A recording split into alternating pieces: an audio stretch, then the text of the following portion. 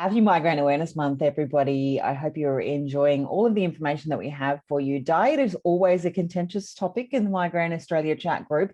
And we do hear a lot about one diet, which is the Heal Your Headache diet. Now, that's probably not because of Dr. Buchholz, who wrote the diet. It's because of this woman that we're talking to next, the Dizzy Cook. Welcome, Alicia. It's great to have you here. Thank you. Thank you for having me. You are pretty well known on the online migraine world. There's a lot of chatter about you. Tell us, let's go back to the beginning. How did you find the Heal Your Headache diet? Basically, I had been searching. I had just seen my neurologist, and we were kind of starting on a plan for vestibular migraine. And I was also hoping to get pregnant fairly quickly. And so I really needed to look into a lot of natural treatments. Mm-hmm. So it was a lot of Googling different support groups and kind of looking around to see what was out there that had helped people. I figured, well, surely if there are diets out there, like Whole30 and the paleo diet that can heal like autoimmune issues, maybe there's something geared towards migraine. And that's kind of when I found out about the Johns Hopkins migraine diet. And so I thought, well, sure enough, if it's good enough for Johns Hopkins, it's probably good enough for me. And in that pamphlet or that sheet, they get all their information from Dr. Buchholz, who wrote Heal Your Headache. So that's when I bought the book and I read through it, and everything made a lot of sense. And I thought, well, if I'm going to give something a try, I might as well try this. So how did that go? Did you just start following the list and it worked? Was it that simple? Yeah. So no, not, I wish. Nothing's that simple. Journey, or why they give up too. It was very complicated. So the diet was a little bit confusing. At first I didn't understand why I had to eliminate all these things until I really started researching it more. And then as I went through my pantry, I was like, oh my gosh, look at all the ingredients in this ketchup or this mayos that I was using. And just little things that you're not really paying attention to, even if you buy healthy food. And so I kind of could see how I was thinking in little things that could be triggers here and there, but just took a lot of time for me to go through my pantry and kind of clear everything out or give those things away to friends and family. And then also find new favorites in the grocery store, which I think a lot of us are triggered by grocery shopping. I certainly was. So to spend like hours of my time at the grocery store again was, it was really difficult because you're trying to read labels and follow this diet, and it's just very, very overwhelming. So under bright I remember lights with noise. I remember about a month or two in, and I just couldn't really see any huge benefits. I expected my dizziness to be gone by then, and I was still having daily dizziness. And so I thought, well, this diet is garbage. I'm just going to try yogurt. And I remember sitting at the dining table that night, and I tried yogurt with our dinner, and I used to eat it every single day. And I immediately got this like horrible vertigo attack where I felt like everything was moving on me. And I thought, okay, maybe there is something to this diet, because what I didn't realize is I hadn't experienced a really intense vertigo attack like that since I had started it. So another point to kind of keep track of your symptoms a little more carefully. But once I started to see a little benefits, it was about 4 to 5 months in. And then about 6 or 7 months, I really started to have dizzy-free days. So it took a while. And I think I was just getting little glimpses of feeling better that kept me going on it. Otherwise, it would have been really challenging. That's still not bad though. 6 months. I mean, we're told to stick with things like Botox for 6 months. So, the fact that a migraine body would take kind of 6 months to adjust to something is not too bad. Yeah, I think people just hate to change the way that they eat, and it's really hard to give certain things up and accept a new diet. And so they get frustrated by it. You want to see results if you're working so hard at something. I mean, I'm the same way with working out. Like, you work out 3 days 4 days a week and you never used to before, and you're like, why am I not super thin? Like, it's just, you just want to see those tangible results right away. But it's so true. Like, a lot of the medications, like even the new injections that you guys have approved now, We have those one of them. take a We few have months work. Emgality. Yeah. Oh, well, a What we step in the have, right we have, direction. we have Aimovig, Ajovy, and Emgality available in the country. We have had for some Okay. time, but Emgality is the only one we can get through our public, like our national insurance system. Okay, Mm. okay. Oh, that's We'll keep exciting. Hopefully fighting. they'll on the yeah, for sure. Yeah.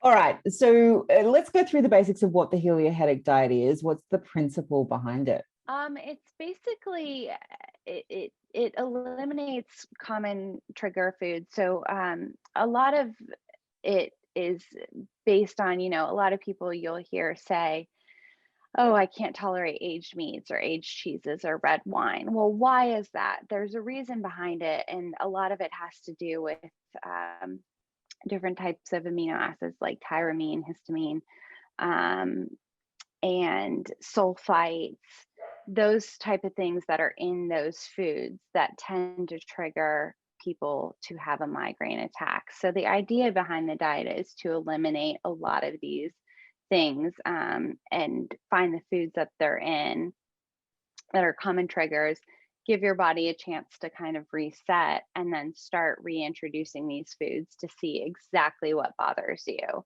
So Mhm. you may not have, just because something is a common migraine trigger doesn't mean it will be a migraine trigger for you. The idea of the diet is to just sort of clear out your system, give your brain a little time to relax, and be better at reevaluating, is this truly a migraine trigger for you, when you reintroduce it as you're Mhm. feeling better. Okay, so it's a bit like the elimination diet style. Obviously, that does more things Exactly. than the amino acids, because it's a bit more severe. It goes down the line. So it's probably an easier thing to try. Not quite as restrictive as the full elimination diet, which is good.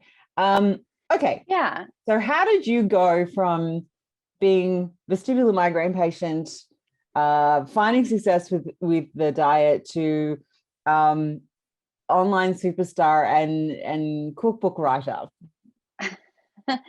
It just took a long time. I've been at this for about 4 or 5 years now. So I actually lost my job. I was in watch development, and for a pretty well-known company in the Mm. States. And I could no longer look at my computer screen. They made it really, really difficult for me to work. And Yeah. I didn't realize my rights as a patient as at the time, which is something I like to advocate for now. But I ended up losing my career because I just couldn't manage it anymore. And so I was kind of looking for something to fulfill me. And as I said, the diet is really difficult. It was difficult to find brands, and know to go to some of my favorite food blogs and be like, can't eat this, I can't eat that.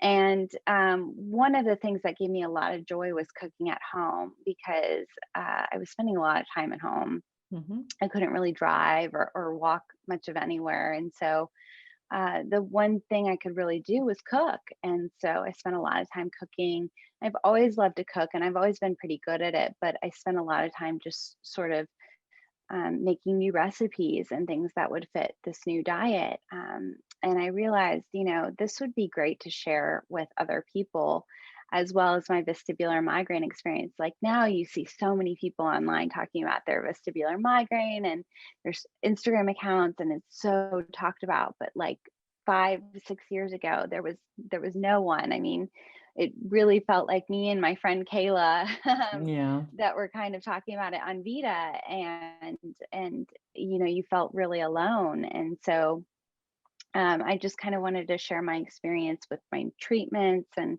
how I felt the day to day. So I just kind of put it all in one place as the Dizzy Cook. And actually, my publisher found me because she has vestibular migraine.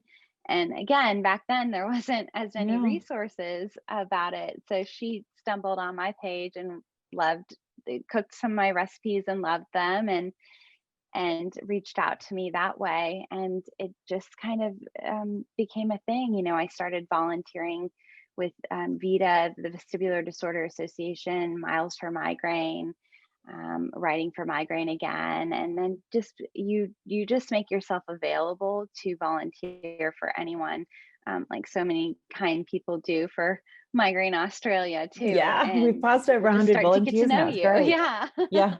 Yeah, so that's kind of how it grew into something that was that was fun for people to read, and somehow people just kept coming back. So that was a Mhm. good thing. They like my recipes. And this is like your full-time job now, yeah?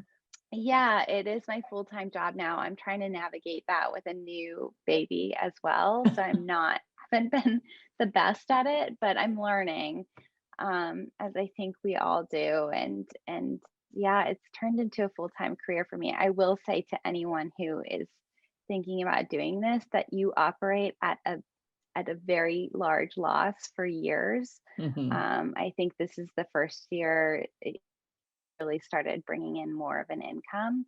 Um, so it's a process of paying myself back, my husband back, but Mm. you can make it into something that is eventually a full-time job.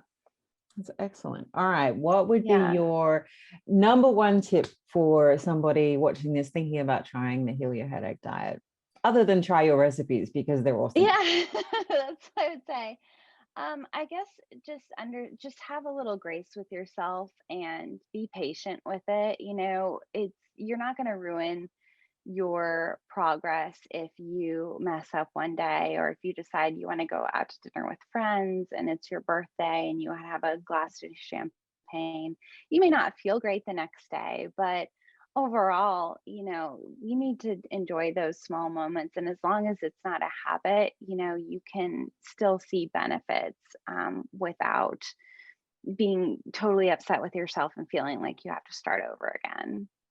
That's awesome. Thank you so much. Alicia Wolf, the Dizzy Cook, for making the time to join us for Migraine Awareness Month. Yeah, thank you so much for having me. No worries. We'll put links below to both the book and the Dizzy Cook website. Okay.